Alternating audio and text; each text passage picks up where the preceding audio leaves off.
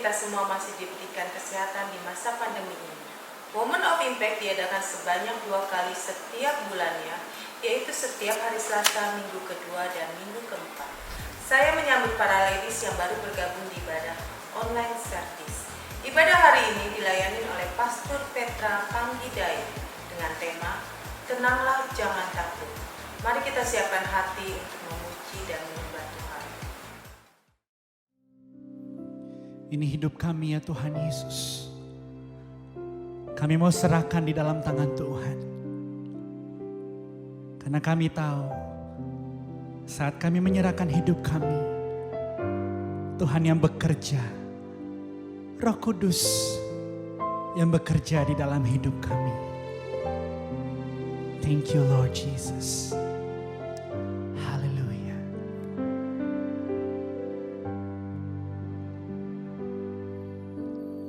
Oh, to Jesus I surrender, all to Him I freely give.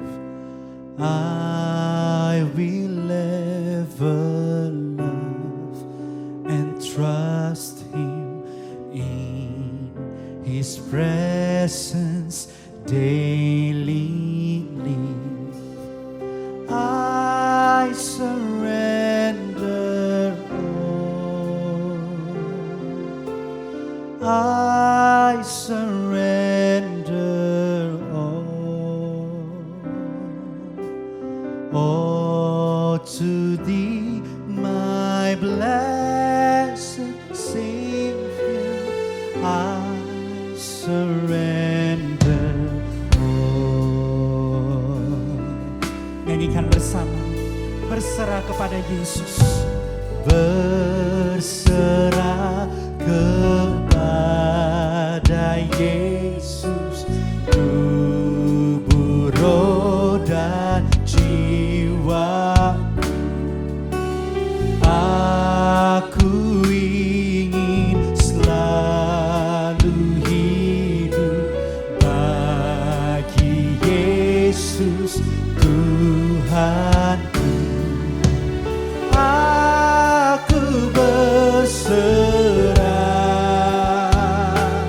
oh aku berserah pada Yesus, pada Yesus Juru Selamat.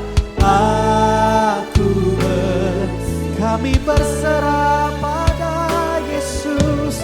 Aku berserah, kami berserah pada Yesus Juru Selamat. Juru Selamat, aku berserah. Lebih lagi nyatakan kami berserah Tuhan. Aku berserah, kami berserah Tuhan pada Yesus Juru Selamat.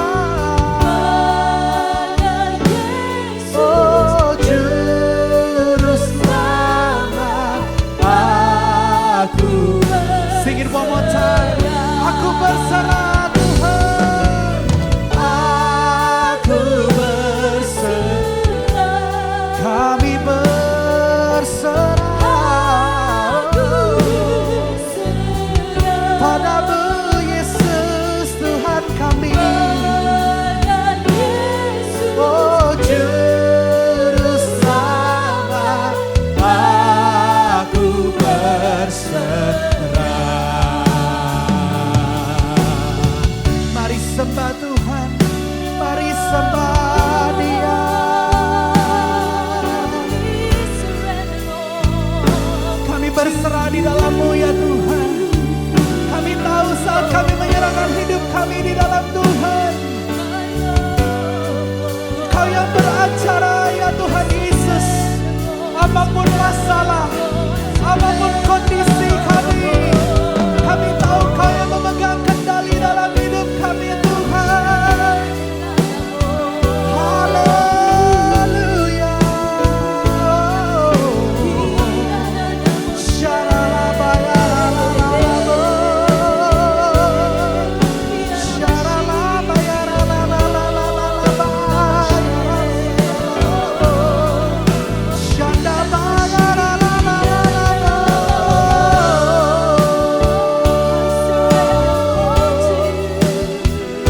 Bapak Ibu Saudara sekalian bersama-sama mengangkat tanganmu.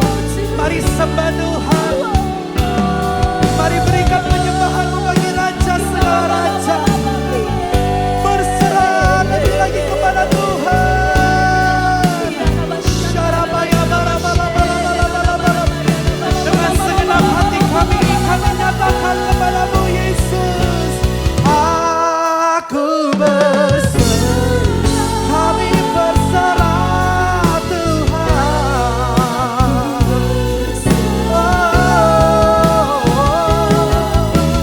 Pada Yesus Juru Selamat, kami berserah.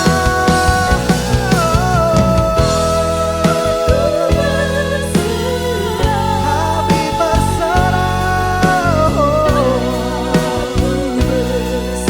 hanya kepadamu Yesus Tuhan. Pada Yesus Juru Selamat, aku berserah. Aku berserah. Aku berserah pada Yesus Juru Selamat. Aku berserah hanya kepada Yesus. Pada Yesus Juru Selamat, aku berserah. Sekali lagi mari angkat tanganmu, nyatakan. Pada Yesus Juru Selamat, aku berserah.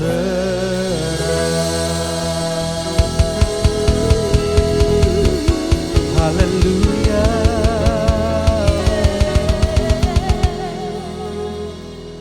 Ini hidup kami ya Tuhan. Kami persembahkan di dalam tangan-Mu Yesus. Biar kami terus memuji dan memuliakan nama Tuhan. Dengan segala keberadaan kami.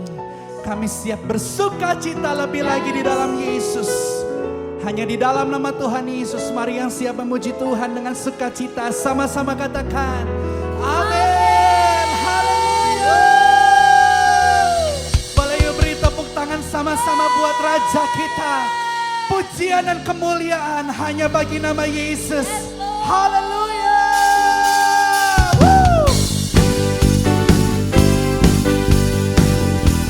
Kami mau menari dan bernyanyi bagi Raja segala Raja.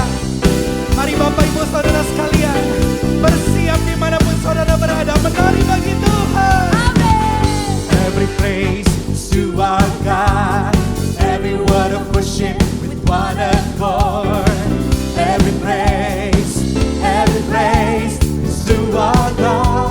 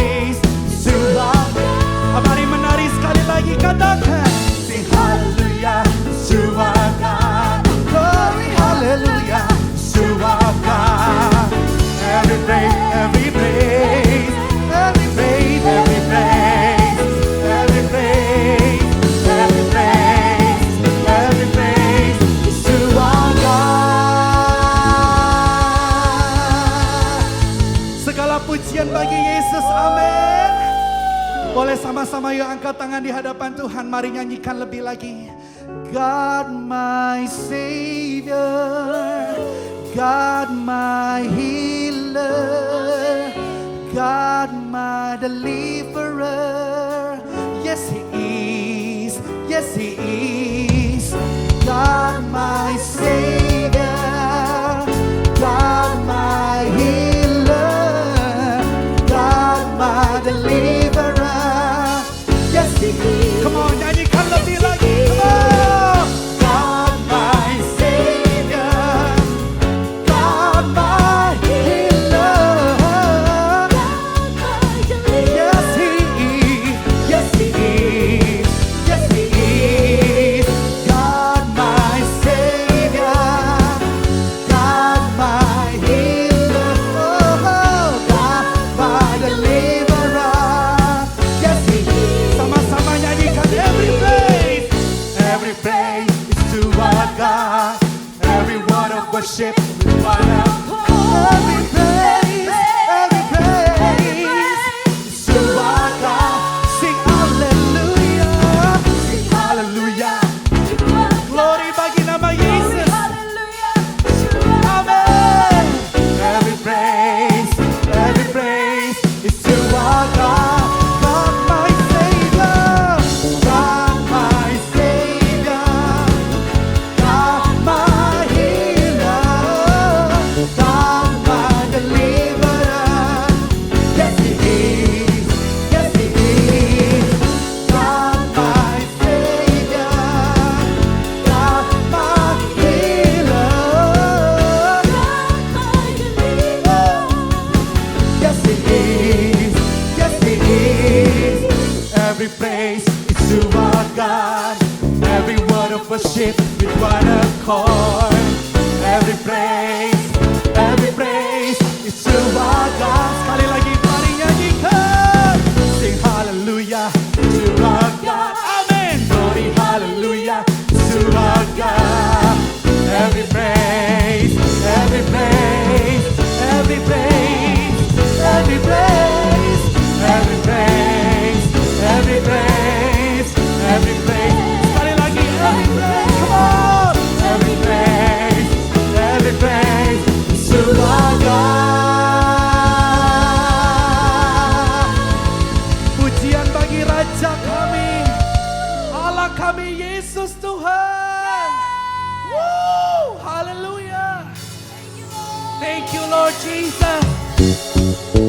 Mari sama-sama bertepuk tangan di atas kepala membuat Tuhan. Buat Allah kita yang ajaib dan perkasa. Woo. Oh.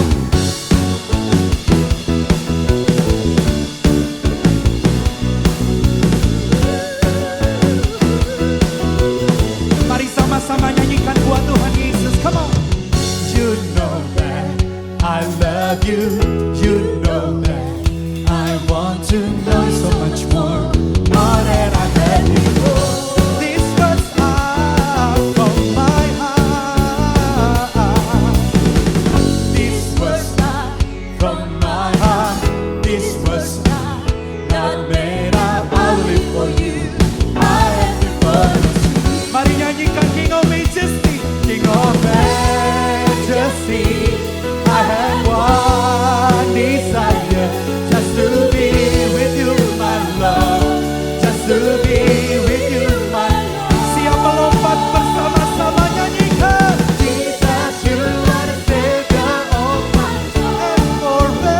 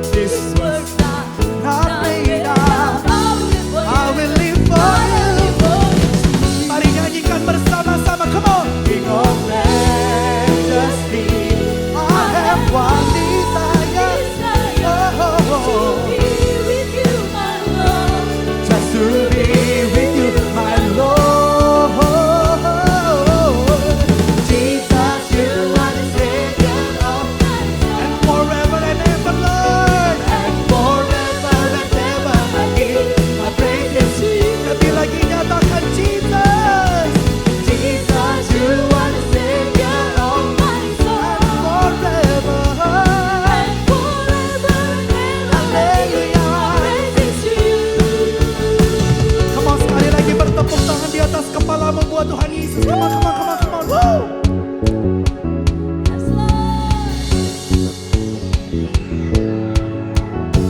Dengan iman kami mau nyatakan, Kau Tuhan kami yang berkuasa. Kau Tuhan kami yang bertata di atas pujian kami ya Tuhan. Ayo sama-sama angkat dua tanganmu nyanyikan. King of Majesty, I have one desire, just to be with you my Lord, just to be with you.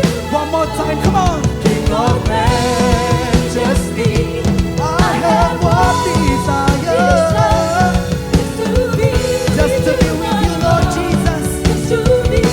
Hallelujah. Come on, John. Jesus, you are the Savior of my soul. Hallelujah.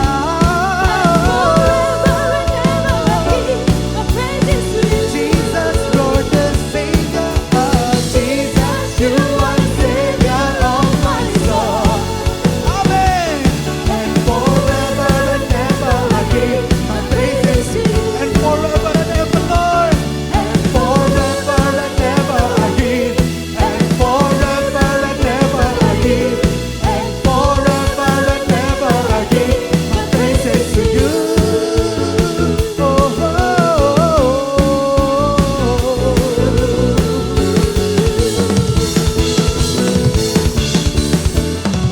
Tepuk tangan buat Yesus kita.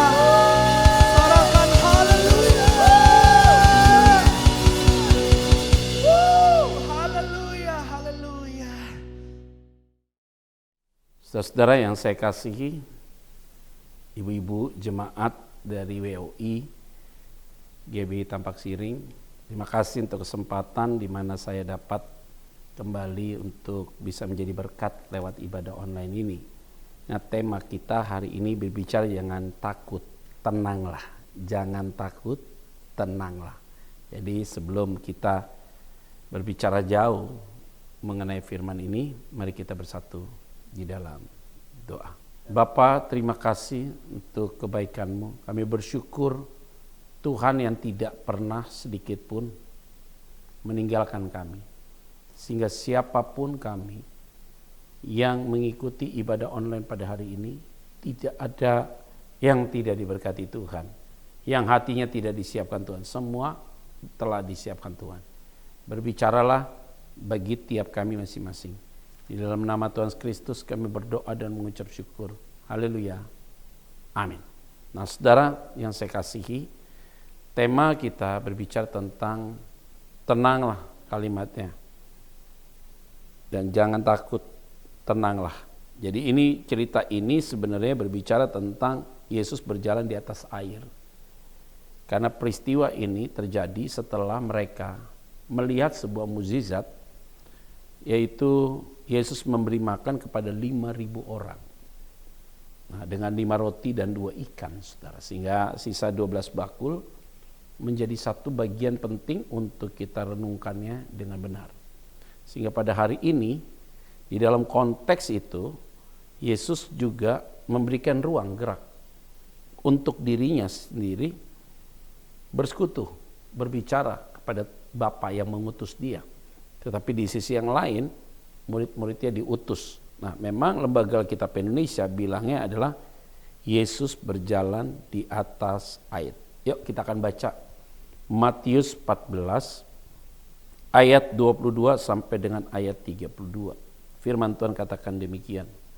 Sesudah itu Yesus segera memerintahkan murid-muridnya naik ke perahu dan mendahulinya ke seberang. Sementara itu ia menyuruh orang banyak pulang. Jadi 5.000 orang laki-laki tidak termasuk perempuan dan anak-anak disuruh pulang. Tetapi dia memberikan perintah kepada murid-muridnya untuk menyeberangi. Pergi naik perahu untuk menyeberangi. Itu berarti yang harus kita pahami, kalau Yesus memberikan perintah, pertanyaannya nyampe nggak kira-kira perahu itu? Pasti nyampe, karena dia yang memberikan perintah. Nah, kalau dia memberikan perintah, pasti sampai. Tidak mungkin tidak sampai. Nah, ini menjadi bagian pentingnya. Contohnya begini, saudara. Kita pergi sama-sama ke Ancol. Terus kemudian kita mau ke Pulau Seribu, taruhlah kita mau mancing ikan lah misalnya gitu ya. Oke, terus tiba-tiba Yesus bilang, ya kita berangkat dari Marina sampai Pulau Seribu, kira-kira sampai nggak? Pasti sampai. Kalau saya yang suruh nyampe nggak kira-kira? Bisa nyampe, bisa enggak. Jadi bagian firman Tuhan ini harus dicernanya memang harus jujur sih, dan harus tenang. Kalau enggak kita salah mengerti dan memahami. Nah, kalau Yesus yang mengajak mereka naik perahu, pikirannya apa? Pasti Yesus ikut dong. Iya. Kalau saya ajak saudara pergi dari Marina menuju Pulau Seribu, yuk kita naik perahu yuk. Naik kiak, kapal pesiar. Kira-kira saya ikut nggak? Pasti saya ikut. Kenapa? Kalau saya nggak ikut tuh berarti saya menjebak Batman mereka gitu ya saudara ya. Nah ternyata di dalam ayat selanjutnya Yesus tidak ikut saudara. Karena dia bilang kan kalimatnya tadi di ayat 22. Sesudah itu Yesus segera memerintahkan murid-muridnya naik ke perahu dan mendahuluinya ke seberang.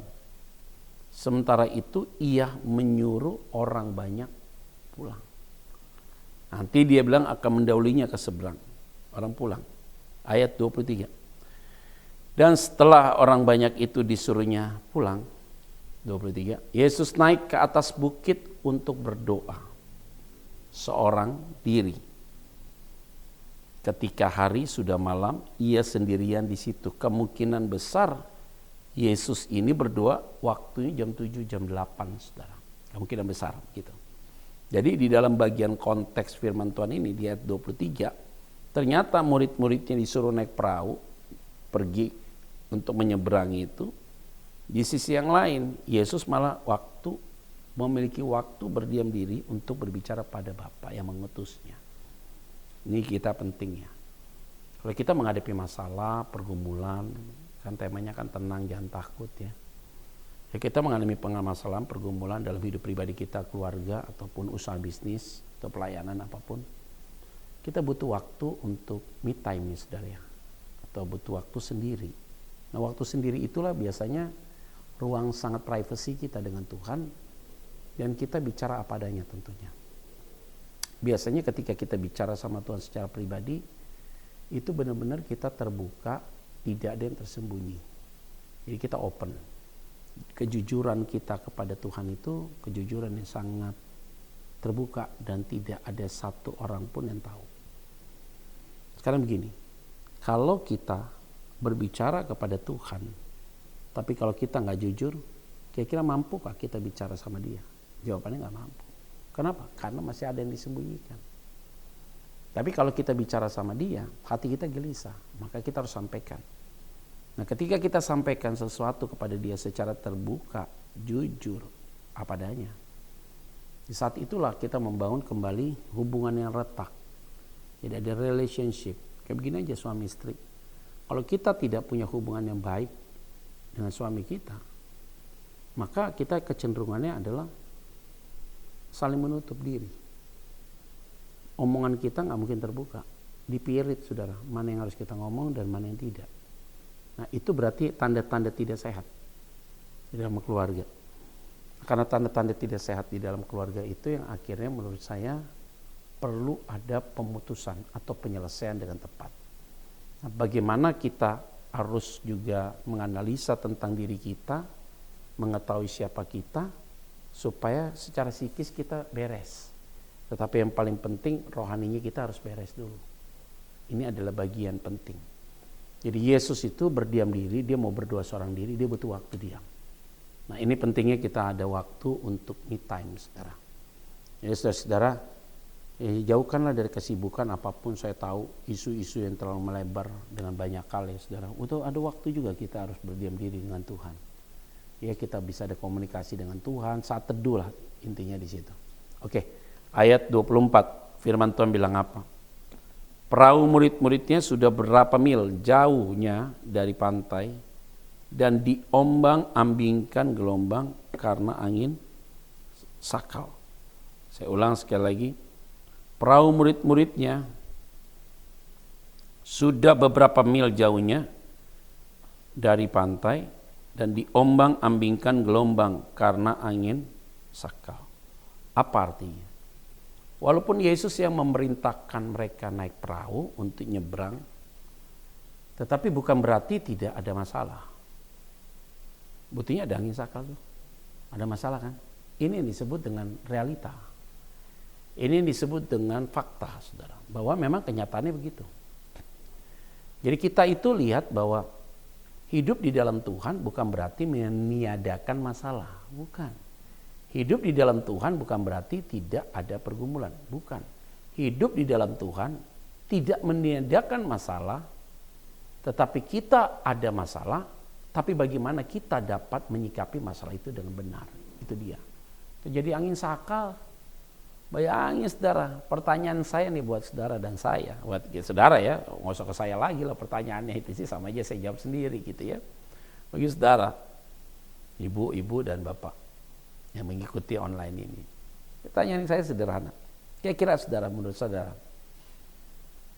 Yesus tahu nggak kalau mereka akan kena angin sakal? Kira-kira bagaimana? Jawabnya bagaimana? Pasti saudara bilang tahu kan? Pasti tahu. Nah, kalau Yesus tahu akan terjadi angin sakal, kenapa dia enggak? Dia nggak usah lah suruh orang pergi naik perahu itu. Kenapa gitu? Itu berarti kalau Yesus tahu akan terjadi angin sakal, itu berarti Yesus izinkan pergumulan itu terjadi. Kan dia mah tahu kan? Iya. Kalau dia mah tahu, dia tahu segala pergumulan itu, dia tahu akan ada terjadi angin sakal. Seharusnya dia tidak perlu suruh mereka naik perahu. Nah kalau Yesus tahu akan terjadi angin sakal, masalahnya nih buat kita. Itu berarti Tuhan sengaja untuk kita masuk dalam sebuah ujian. Jawabannya iya. Supaya apa? Untuk lihat kualitas iman kita. Terkadang kalau hidup ini terlalu flat, tidak ada goncangan juga, kita nggak bisa tahu bahwa ini pekerjaan Tuhan atau tidak. Kalau kita yakin ini pekerjaan Tuhan, makin jelas, dan kita tahu ada dalam perkenanan Tuhan, kehendak Tuhan, iblis nggak suka. Maka iblis mencoba untuk mengacaukan, membuat kita tidak konsentrasi, membuat kita kacau, sehingga akhirnya bisa terjadi konflik suami istri, orang tua dan anak, mantu dan mertua, itu terjadi konflik, saudara. Kenapa? Karena iblis nggak suka kamu melayani dengan sungguh-sungguh. Iblis nggak suka pelayananmu makin maju, karena dia tahu kalau pelayananmu maju itu berarti kamu nge-grab begitu banyak orang. Nah, ini yang penting sekali untuk melihat kualitas rohani orang itu ada di situ. Jadi jangan bilang bahwa kita ini hidup itu semua jalan baik. Ada saatnya juga turbulensi itu terjadi. Tapi kita harus sadar bahwa kita mengalami sebuah perubahan demi perubahan. Nah, terjadi angin sakal, saudara, di ayat yang ke-24 tadi. Dan diombang-ambingkan gelombang karena angin sakal. Ayat 25. Kira-kira jam 3 malam, datanglah Yesus kepada mereka berjalan di atas air. Jadi kalau kita bicara jam 3 malam, itu berarti kan Yesus berdoa kurang lebih, dia tadi jam 7 ya, sampai jam 8, 9, 10, 8, 9, 10, 11, 12, 1, 2, 3. Dia 8 jam berdoa. Baru dia berjalan di atas air. Nah ini menarik. Oh, banyak orang di dalam National Geographic bilang bahwa kenapa Yesus berjalan di atas air? Karena mengandung garam tinggi. Wah, itu laut mati berarti ya. Padahal ini danau Galilea, saudara ya. Jadi bicaranya itu orang menafsirkannya macam-macam, saudara, gitu ya. Tapi bagi saya ini nggak asing. Kenapa?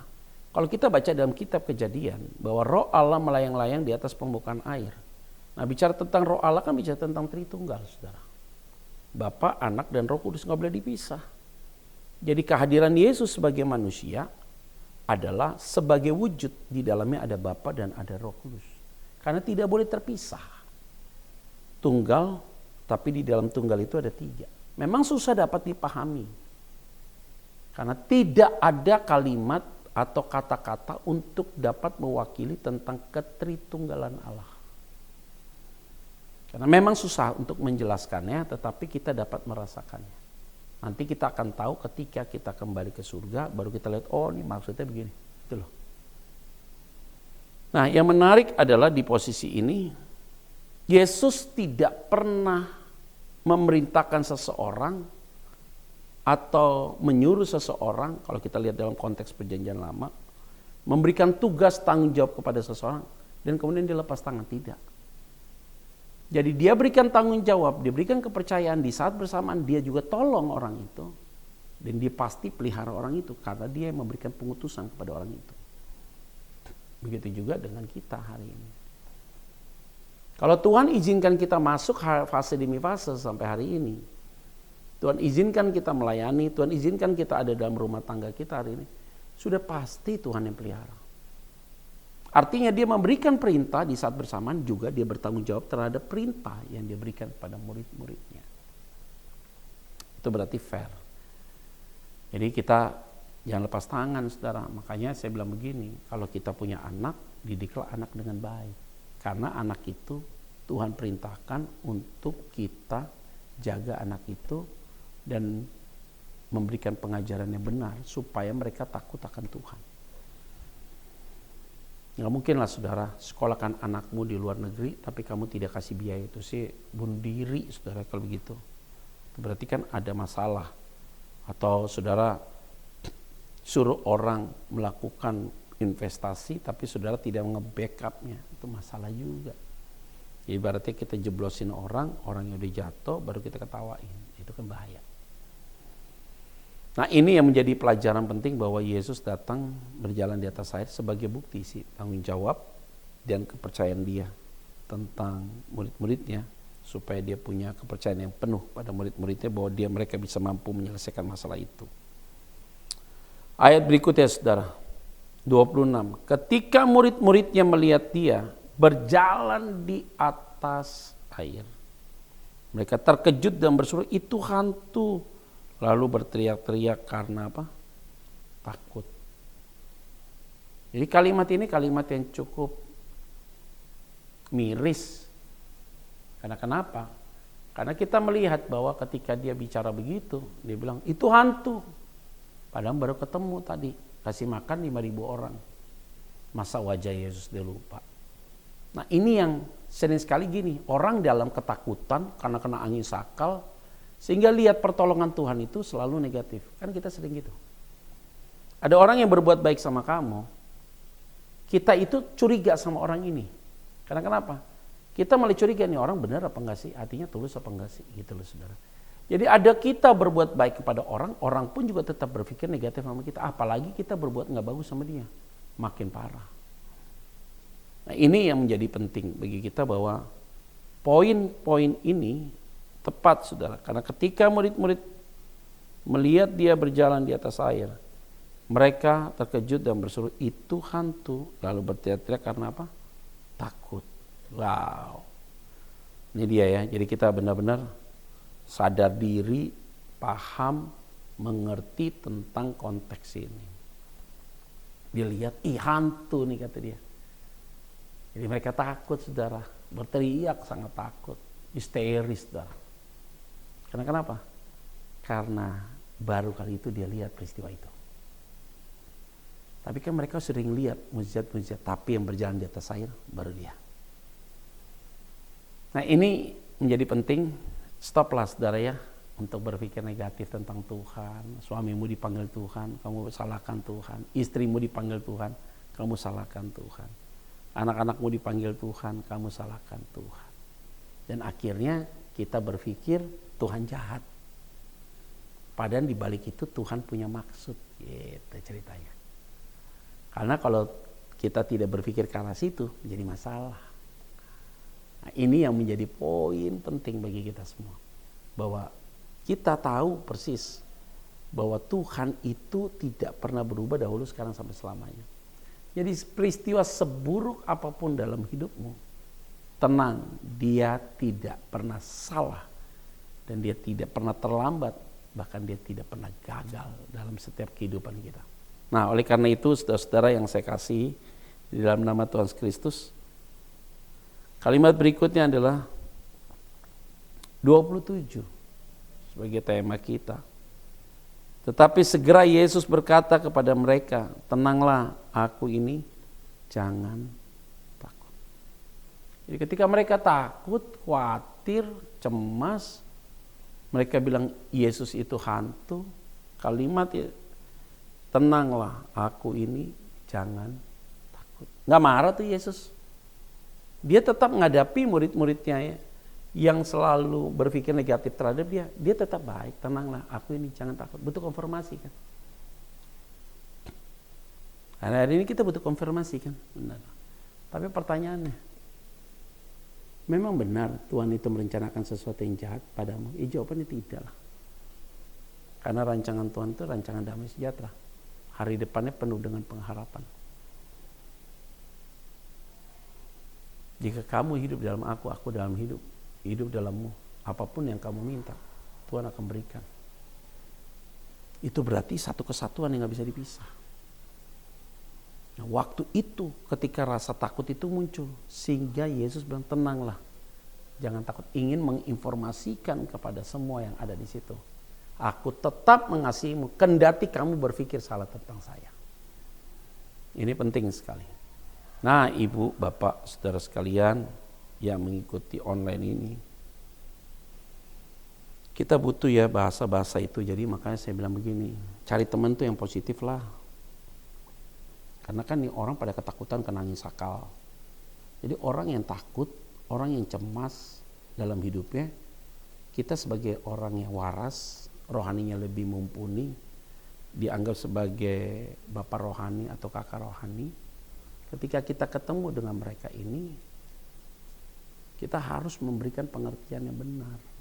Apa itu? Jadi kita tidak boleh nakut-nakutin mereka. Mereka sudah susah, kita takut-takutin. Contohnya begini, teman kita divonis sakit parah. Terus dia cerita, Pak, kita punya divonisnya sama dokter, kita penyakit ini, penyakitnya cukup mematikan. Tiba-tiba kita bilang, iya ini dilihatin dari mukanya kayak hidup lu tinggal sebulan lagi, kan nggak enak begitu. Orang patah hati bilang, Pak, suami saya pergi Pak sama kuntilanak gitu loh. Terus kita bilang, iya kayaknya dia akan ceraiin lu. Itu kan nggak enak bilangnya begitu. Jadi perlu juga saudara, peristiwa negatif, konten negatif harus di counter dengan pemahaman yang positif. Supaya peristiwa, masalah, pergumulan yang sudah rumit itu tidak jadi rumit lagi. Tapi dibuat sepertinya, bukan tanda kutip ya, sepertinya dibuat lebih cair lah saudara, supaya menemukan jawaban. Nah ini yang kita selalu lupa tentang hal demikian. Ya kita perkatakanlah hal yang positif, tenanglah, jangan takut. Jadi dia ngomong begitu tuh benar saudara. Tenanglah, jangan takut. Kita lagi gelisah, ngadepin masalah pelayanan, keluarga, rasa takut itu muncul, dianya bilang tenanglah, jangan takut. Apa artinya? Kalau Yesus sampai bilang jangan takut, tenanglah, itu berarti dia akan mengambil alih setiap masalahmu. Ada amin saudara? Saya yakin saudara, dia akan ambil masalahmu. Dia akan menyelesaikan setiap pergumulanmu. Sehingga akhirnya hidup kita terjadi kebebasan. Itu dia penting. Ayat berikutnya saudara. 28. Lalu Petrus berseru dan menjawab dia, Tuhan, apabila Engkau itu, suruhlah aku datang kepadamu berjalan di atas air. Kata Yesus, ayat 29, datanglah. Maka Petrus turun dari perahu dan berjalan di atas air mendapatkan Yesus. Wow, ini orang yang berani saudara. Petrus masuk orang yang berani. Kalau itu Engkau Tuhan, aku datang ke situ dong untuk jalan. Ya Petrus memang berani dia terjun masuk ke situ. Jadi ini ada keberanian, ada tindakan. Banyak orang berani belum tentu ada tindakan. Dia ada keberanian, dia ada tindakan. Nggak mudah saudara. Lihat Yesus berjalan di atas air, dia berani jalan di atas air. Itu berarti dia punya keyakinan kan. tentang Yesus itu adalah Tuhan, bukan manusia. Karena kenapa? Dia nggak akan mempertaruhkan nyawanya untuk masalah hal itu. Itu berarti ketika Petrus bicara demikian, dia tidak lagi butuh yang lain. Karena kenapa? Dia punya keyakinan itu adalah Tuhan. Kalau dia punya keyakinan itu hantu, dia nggak akan mungkin datang. Percayalah. Itu berarti dia mau jalan ke situ karena dia yakin situ ada Tuhan. Lihat baik-baik ya.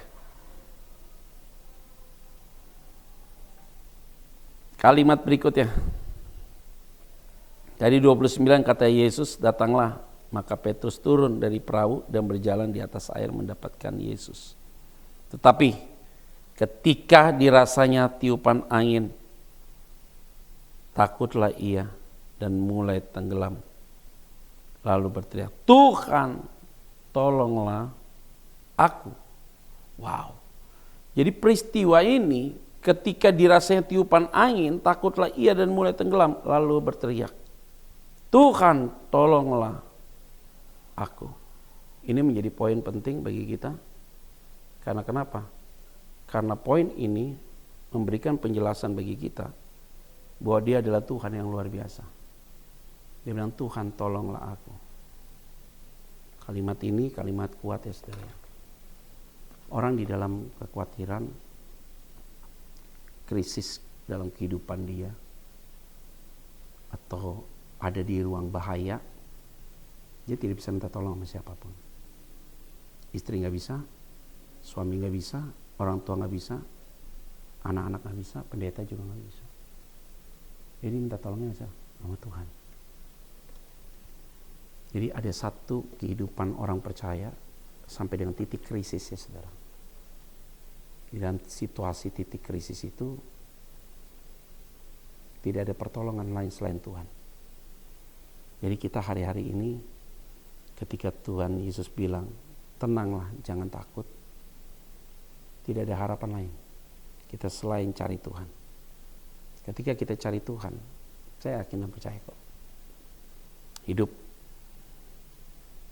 keluarga, pribadi, ada jawaban. Yang selama ini kita tidak menemukan jawaban di dalam kehidupan kita, hari ini kita akan menemukan jawaban. Karena kenapa? Kita berseru pada Dia.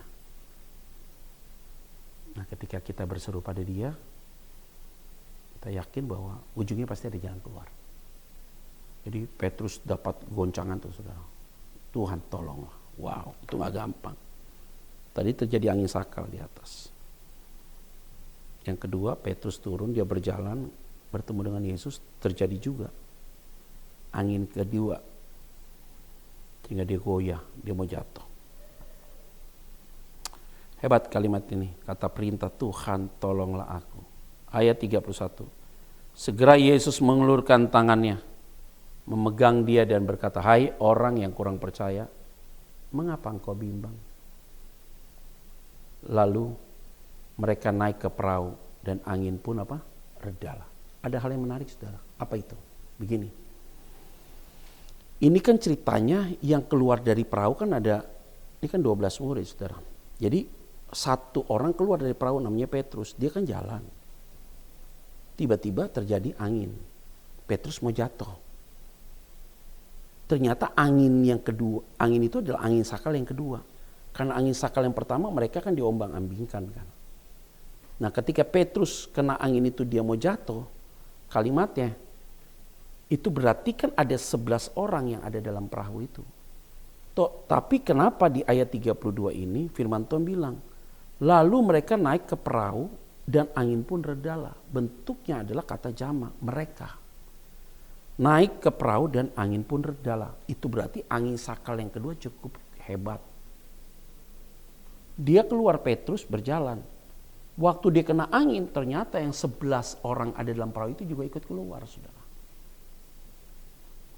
Sehingga ketika pada saat itu Yesus bilang, hai orang yang kurang percaya, mengapa engkau bimbang? Lalu dipegang tangan Petrus, dia bilang jangan kamu bimbang.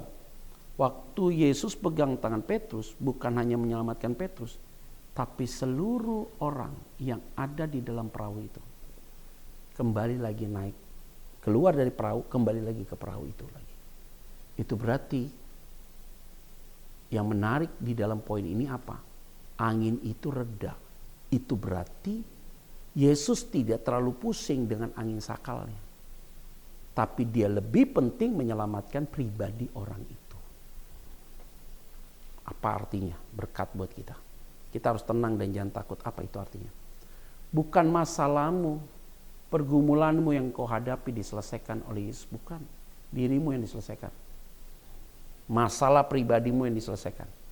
Jadi kalau dirimu yang diselesaikan, dirimu yang ditolong, dirimu yang diselamatkan, maka masalah itu sendirinya stop. Jadi memang benar firman Tuhan bilang, pencobaan yang kamu alami biasa, tidak melebihi kekuatanmu. Tuhan akan datang tepat pada waktu untuk menyelesaikan. Memberikan jalan keluar kepadamu, supaya kamu dapat menanggungnya. Apa itu kata menanggungnya? Artinya masalahnya gak hilang, tapi kamu mampu untuk dapat menanggungnya. Masalah gak hilang loh, bebannya masih ada, tapi tidak hilang. Tapi kita mampu untuk menanggungnya. Ibaratnya gini, beban di pundak berat, tapi Tuhan yang menguatkan pundak kita untuk menanggung beban itu. Itu deh poinnya. Jadi saudara-saudara yang saya kasih di dalam nama Tuhan Kristus, poin ini menjadi poin kita semua untuk memahami betapa hebatnya Tuhan kita. Untuk mendidik kita, mengajar kita tentang arti yang sesungguhnya. Tentang arti tenang dan jangan takut. Karena masalah apapun, ujungnya pasti ada jalan keluar. Terakhir ayat 33. Dan orang-orang yang ada di perahu menyembah dia, katanya, sesungguhnya engkau anak Allah. Wow, padahal tadi udah ketemu ya, kasih makan 5.000 orang, sisa 12 bakul, padahal mereka udah tahu. Tapi mereka gak sadar tentang hal itu. Jadi ini menjadi penting bagi kita, untuk setiap ibu, bapak, saudara yang mengikuti online ini, ya, kita harus kuat, tenang, dan jangan takut. Kita yakin ujungnya pasti ada jalan keluar. Tuhan yang akan memberkati kita tentunya, Tuhan yang akan menjaga kita, Tuhan yang akan melindungi kita dalam segala hal. Dan Tuhan yang akan memberikan kekuatan bagi kita untuk dapat menanggung setiap pergumulan yang ada. Ingat baik-baik, dia memberikan perintah, kita taat, tapi dia bukan berarti dia tidak bertanggung jawab terhadap perintah yang diberikan. Justru dia bertanggung jawab terhadap perintah yang diberikan. Mari kita bersatu di dalam doa. Terima kasih banyak Bapa di surga untuk firman-Mu pada hari ini. Kami yakin dan percaya bahwa tiap pribadi yang ikut ibadah online, tidak ada satupun yang tidak diberkati oleh Tuhan. Siapapun mereka, satu persatu diberkati oleh Tuhan. Di dalam nama Tuhan Kristus, kami berdoa dan mengucap syukur. Haleluya. Amin. Saudara-saudara ya, ibu-ibu yang saya kasihi, ibu-ibu WOI, GB Tampak Siring, kita sudah mendengarkan kebenaran firman Tuhan dan pegang janji Tuhan bahwa Tuhan akan men-take over masalah kita dan dia akan menanggung setiap beban hidupmu.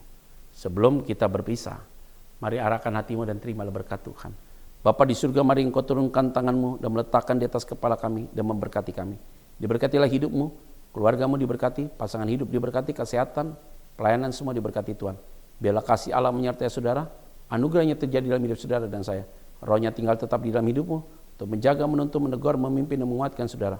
Bukan hanya sampai hari ini saja, tapi sampai selama-lamanya. Haleluya. Amin. Biarlah damai sejahtera Allah menyertai kita semua. Shalom. Terima kasih Pastor Petra, firman yang sangat memberkati kami semua. Di dalam Tuhan ada jalan keluar, dan waktu Tuhan pasti yang terbaik dan tepat pada waktunya. Jangan lupa ladies, jika kita diberkati dengan firman hari ini, share link online service hari ini agar bisa memberkati banyak orang. See you ladies and God bless you.